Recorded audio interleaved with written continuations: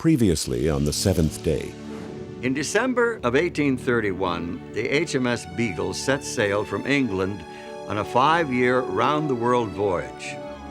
Aboard this survey ship as an unpaid naturalist was 22-year-old Charles Darwin.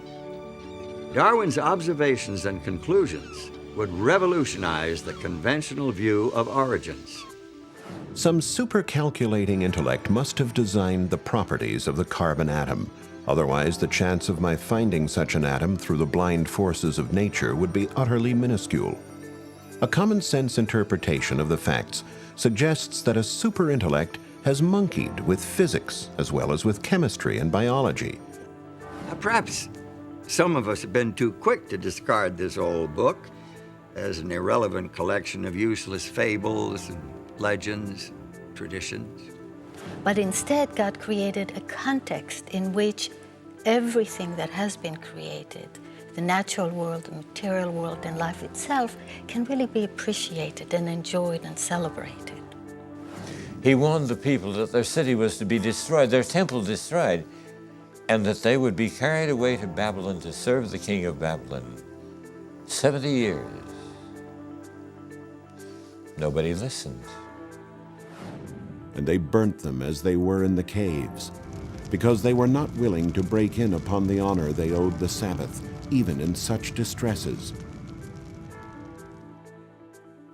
And now part 3 of the seventh day, Revelations from the Lost Pages of History.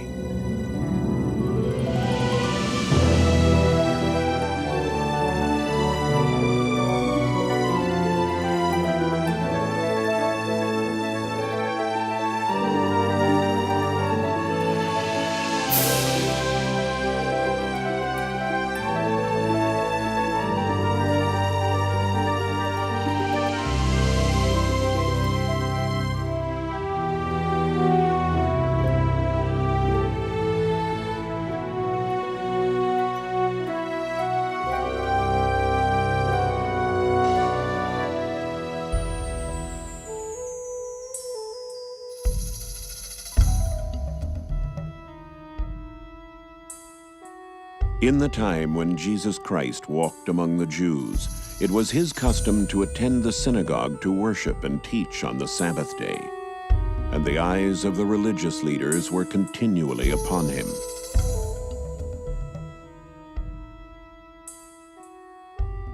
Some of the rabbis of his day argued with him over the proper way to observe the Sabbath.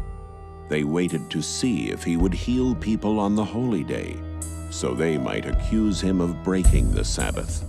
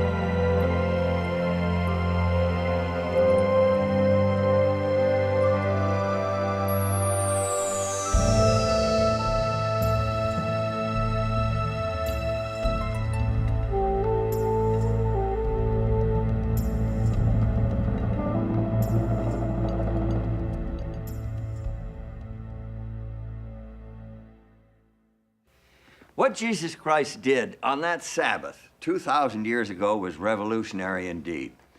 By healing on that day, he won the hearts of the common people. This placed him in direct conflict with the Jewish leaders. By claiming himself to be the Lord of the Sabbath, he challenged their spiritual authority, a challenge that eventually led to his infamous trial and death on the cross.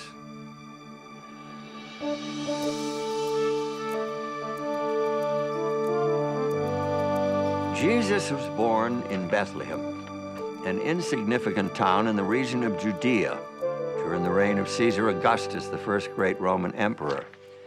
At that time, the Roman Empire held within its borders scores, if not hundreds, of religions and cults. From Zoroastrianism in Persia to the mystery cults of Greece to the Druidism of Celtic Britain. Secret initiations and fertility rites were common, and so was belief in astrology. The Romans themselves admired the religion and culture of Greece. They adopted Greek gods and blended them into their own religions.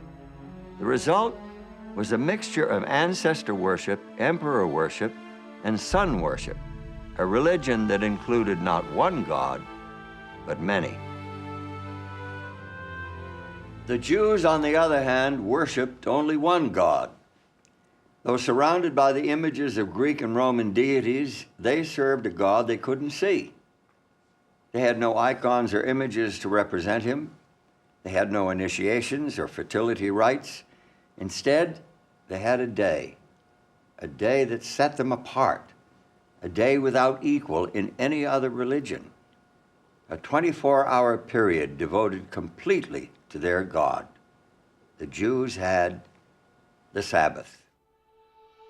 After the Exodus from Egypt, God made a covenant with Israel, and part of that covenant included the Ten Commandments with the commandment to keep the Sabbath, the seventh day of the week, as a memorial of his creation and of his redemption from Egypt. By keeping that Sabbath, which was a sign between God and Israel, they were reminded that he was their God and they were his people. You shall surely observe my Sabbaths, for this is a sign between me and you throughout your generations, that you may know that I am the Lord who sanctifies you. It's safe to assume that the Jews of the first century knew and read the Ten Commandments. The Ten Commandments told them, just as it tells us, that the Sabbath is a memorial to God's creation of the world in 6 days, and also is a memorial to the Exodus from Egypt. For Jews of the first century, the Sabbath was a time of intense spirituality. They related to God who created the universe in 6 days and rested on the seventh, so they too rested on the seventh. As well, in Jewish liturgy, they reflected on the fact that God took them out of Egypt, so the Sabbath became for them a celebration of their freedom. Observance of the seventh-day Sabbath was the unmistakable mark of a Jew. It set him apart from everyone else. It couldn't be hidden. In the eyes of Greek and Roman observers, the Jewish observance of the Sabbath was one of the peculiarities of the Jews. Here is a people that does not work every seventh day, and the Greeks and Romans had nothing comparable to this. First century Jews took advantage of the Sabbath in that they couldn't work and instead rejoiced.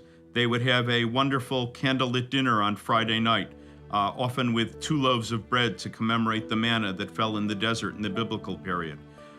They would, on Saturday, probably attend the synagogue, where they had the opportunity to see and perhaps gossip with their friends. And from the evidence that we have, they studied the Torah and worshiped together. Outside observers are repeatedly struck by the oddity of the Jewish refusal to do work on the Sabbath day. One philosopher, Seneca, even says that the Jews devote 1/7 of their life to idleness because they don't work on the Sabbath day. To remain idle every seventh day is to lose a seventh part of life, while many present interests suffer by this idleness. When Jesus arrived on the scene, the Sabbath was being crushed under the weight of arbitrary rules and regulations. The rabbis had turned Sabbath keeping into a meticulous science, devoid of meaning and joy. In the first century, Sabbath observance was a series of don'ts. They forbade the tying or untying of a knot, Cooking, writing more than one letter of the alphabet, the carrying of any burden, including something you might put in your pocket. and a lot of the day-to-day kind of work, like preparing skins and hides and the things that you would need for subsistence. They forbade the kindling of a fire or the extinguishing of a fire. And they forbade travel of more than 2,000 cubits beyond your dwelling place. 2,000 cubits would be about 4,000 feet. The Jewish way of Sabbath keeping was very legalistic. You couldn't move, you couldn't do anything. But Jesus saw that that was a distortion of God's plan for humanity. By healing the man with the withered hand, Jesus showed the true spirit of the Sabbath. He rejected the rabbi's rules. He kept the Sabbath as taught in the ancient Hebrew scriptures. According to the Gospel of Luke, it was Jesus' custom to go into the synagogue and worship on the Sabbath day. He did keep the Sabbath, but he did not keep it according to the rules laid down by the Pharisees. In fact, he said the Sabbath was made for man and not man for the Sabbath. Whereas the Pharisees had said that the Sabbath was made only for Israel, and in fact, Israel was made for the Sabbath so that the Lord would have someone on earth to keep the Sabbath. When Jesus declared that the Sabbath was made for man, he was teaching a radical, disturbing concept. No wonder he provoked such strong opposition from the Jewish leaders.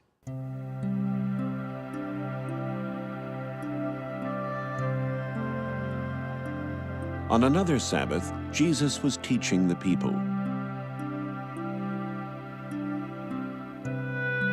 And there was a woman who had been ill and bent over for 18 years. And he called her to him.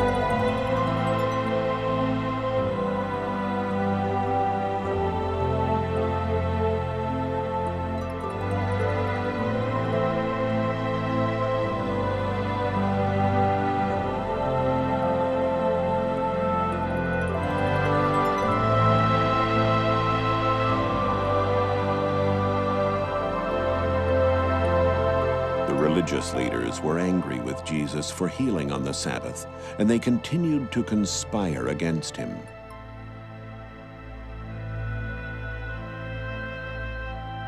To the religious leaders, this was scandalous behavior, particularly because it broke their mortal danger rule. The mortal danger rule said that there were some things you could do on the Sabbath only in life or death cases. You could save someone whose life was in danger, but you could not heal a chronically ill person on the Sabbath. That would have to wait for another day. But Jesus didn't want to wait another day. He was saying basically, you untie your animal so that your animal can rest on the Sabbath, but you are criticizing me for loosing this woman from her burden so that she can truly keep Sabbath for the first time in many, many years. It was a devastating argument. St. John, in his record of the life of Jesus, reports that for this reason the Jews were persecuting Jesus because he was doing these things on the Sabbath. These people need to wake up to the fact that their Sabbath is simply out of place in today's world. Their interpretation of the Sabbath is far too literal. Surely God will be happy with 1 day in 7. If this thing comes, it will smash your church in 10 years. So I pay little heed to the opposition from the rabbis and their allies. They're desperately trying to maintain useless traditions and customs. If anyone suffered hardship because of the new calendar, it would be due to a continual refusal to conform to the preference of the majority. This is the argument used by tyrants of the past to justify their infamous persecutions.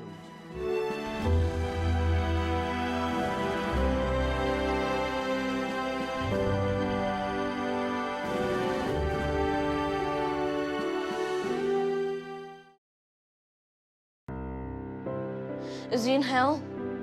Is Davy in hell? Do you remember? We had a date. We are here today to refute the dangerous teachings of Edward Fudge. You should all be ashamed. We feel that now might be a good time for a change. Folks are partial to the truth that they've already got. I am proud of you. But one thing I do know, if the Bible says it, it's true, even if the whole world is against it.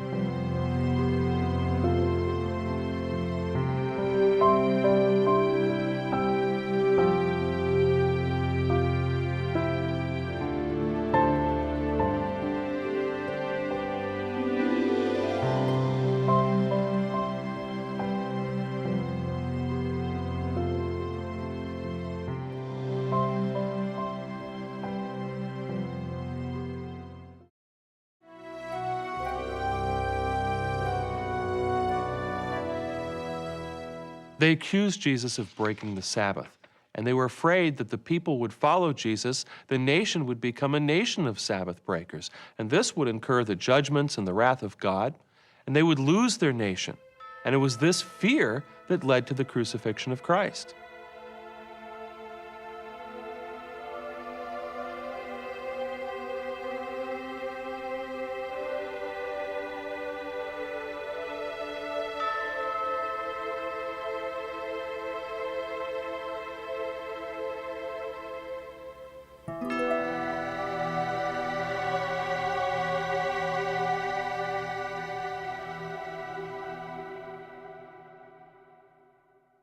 Some have suggested that the Sabbath of the Ten Commandments lost its significance with the life and death of Jesus, that somehow he did away with the Sabbath.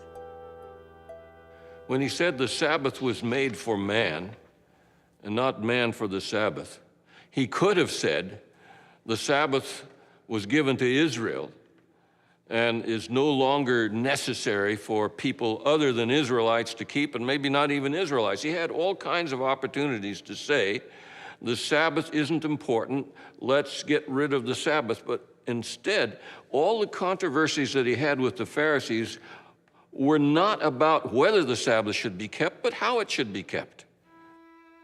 If ever there was a question about how to keep the Sabbath, Jesus gave the answer.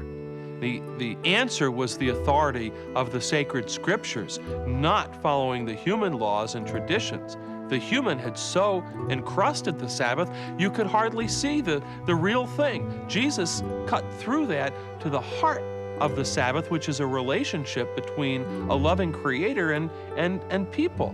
And so Sabbath, away from the secular activities, could be a day of action, a day of concern for your fellow beings, a day for fellowship, a day to spend more time with God, your family, your neighbors, your friends.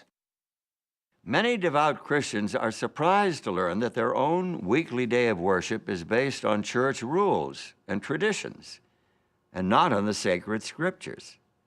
Some believe the Bible teaches that Jesus purposely violated the seventh-day Sabbath in order to make way for a new Christian day of worship. This idea lacks both biblical and historical support. Jesus didn't break the Sabbath of the Ten Commandments. What he did was to defy human customs and traditions, and by doing that, he showed what the biblical Sabbath keeping, the true Sabbath keeping, really was. Jesus Christ broke the Sabbath free from the traditions that had made it a rigid formality, and he restored its true purpose as a celebration of man's relationship with his fellow man and with his Creator. When ye therefore shall see the abomination of desolation spoken of by Daniel the prophet, let them which be in Judea flee into the mountains. But pray ye that your flight be not in the winter, neither on the Sabbath day. With those words, Jesus pointed to a frightening prediction from the Old Testament prophet Daniel. But why would he tell the people to pray that they wouldn't have to escape on the Sabbath, unless he expected them to still be keeping the Sabbath holy? In the Roman Empire in the year 66, Rome was quite unstable. That's called the year of the 4 emperors, and the first 3 did not die of natural causes. So the Jews, an eastern province of the Roman Empire, thought that this was actually a good time to take advantage of Roman instability to press forward for their own freedom from Roman oppression. The Roman general Vespasian marched against the city in an attempt to quell the uprising. Before the job was done, he became emperor in 69 AD. And his son Titus, another future emperor, took over as general of the army. Titus laid siege to the city, and finally in 70 AD, the Roman army broke through the defenses, ravaged the city, and completely destroyed the temple. An early church historian reports that the Christians of Jerusalem remembered the warning of Jesus and escaped before the city fell to the Romans. All who believed in Christ left Jerusalem and removed to Pella and other places beyond the river Jordan, so that they all marvelously escaped the general shipwreck of their country. And we do not read anywhere that so much as one of them perished in the destruction of Jerusalem. Of such signal service was this caution of our Savior to the believers. This story is an obvious intersection of history and prophecy. We know the dates and places, and Jesus predicted and knew when these things would take place, that 40 years after his death and resurrection, his followers would still be keeping the Sabbath. In fact, throughout the New Testament period, and that takes us to the end of the 1st century AD, Christians continued to observe the seventh-day Sabbath. That's clear from both the biblical and historical records. The early Christians saw the relation to Judaism not as a kind of a discontinuity, but as a progression. In fact, their religion was the fulfillment of all the hopes and expectations in the Old Testament. Christians did not see themselves as a new religion. They believed that they were Jews. They were the true Israel. They were the children of Abraham.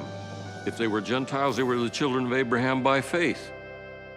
One thing that Jews and Christians shared was an idea that God acts in history, that he acted at Sinai, at the Exodus, at creation, and the record of those actions is in the Hebrew Scriptures. The belief in the one God, a personal God, a loving creator in relationship with his creatures, this was at the heart of both Jewish and Christian theology. It was also at the heart of the experience of Sabbath keeping for them as a relationship with a loving creator. But for Christians, the life and death of Christ added a new dimension, a new reason for Sabbath keeping. So then, there remains a Sabbath rest for the people of God. With those words, St. Paul showed that Christian faith took the Sabbath to new heights. With the death and resurrection of Jesus, Christians had a new hope, a hope of deliverance from a world of sin. And the Sabbath, originally the memorial of creation, now also commemorated salvation and the spiritual peace that it brings. For anyone who enters God's rest also rests from his own work, just as God did from his. This brings us to an intriguing question. If the first century Christians observed the Sabbath of the Old Testament, the seventh-day Sabbath of creation and the fourth commandment, why do most Christians today observe Sunday? When did the change from Saturday to Sunday take place? Does the biblical record provide any clue? The first 4 books of the New Testament are among the oldest Christian documents. St. Mark wrote his book first, a report on the life of Christ. That was 55 AD or later.